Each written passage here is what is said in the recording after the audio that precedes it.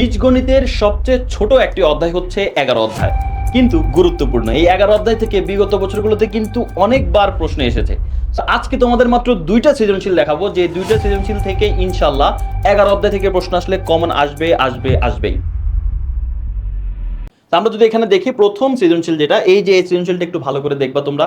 এখানে হচ্ছে আমাদের এই যে এখানে পাওয়ার 1/a⁴, 1/b⁴, এই টাইপের ম্যাথ, এই রিলেটেড আরো অনেকগুলো ম্যাথ আছে বইয়ের মধ্যে, দেখবা এই ম্যাথটা খুবই গুরুত্বপূর্ণ।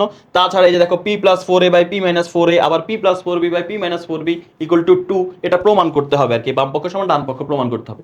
এই প্রশ্নটা কিন্তু খুবই গুরুত্বপূর্ণ। তো এই সৃজনশীলটা ভালো করে দেখবা। এর পরবর্তীতে আরেকটা সৃজনশীল দিলাম, এই সৃজনশীলটাও ভালো করে দেখবে। এই দুইটা সৃজনশীল ভালো করে দেখবা, ইনশাল্লাহ 11 অধ্যায় থেকে প্রশ্ন কমন আসলে এই দুইটা সৃজনশীল থেকেই চলে আসবে। আর তাছাড়া আরো কিছু প্রশ্ন আছে যেগুলো তোমাকে প্র্যাকটিস করে যেতে হবে, যদি একটু ঘুরাই ফিরাই দেয় তাও এগুলোর বাইরে আর দিবে না। তো এখানে মাত্র 3টা প্রশ্ন, এই 3টা প্রশ্ন একটু প্র্যাকটিস করে যাবে, ওই দুইটা সৃজনশীল আর এখানে মাত্র 3টা খুচরা প্রশ্ন দিলাম।